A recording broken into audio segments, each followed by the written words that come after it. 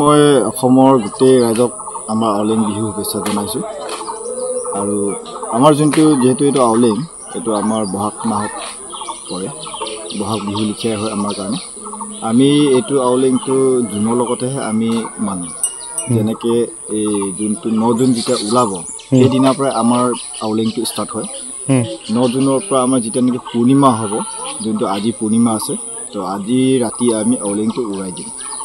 বিহু হুঁচৰি গাই আমাৰ মৰংঘৰ প্ৰাংগণত আমাৰ বিহুটো এদিন বুলিতো ক'ব নোৱাৰি সেয়েহে গোটেই 15 দিন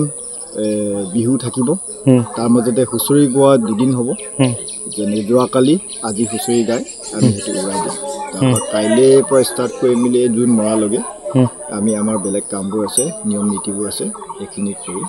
আমি সমাপ্ত কৰিম আমি বিহু গোটেই ৰাইজৰ ঘৰ পদূলিত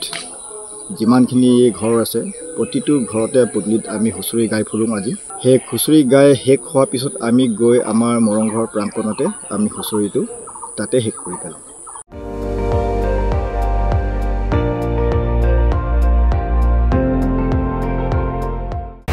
আপুনি চাই আছে ND24 সৰ্বশ্ৰেষ্ঠ নহয় সৰ্বোত্তমৰ দৌৰ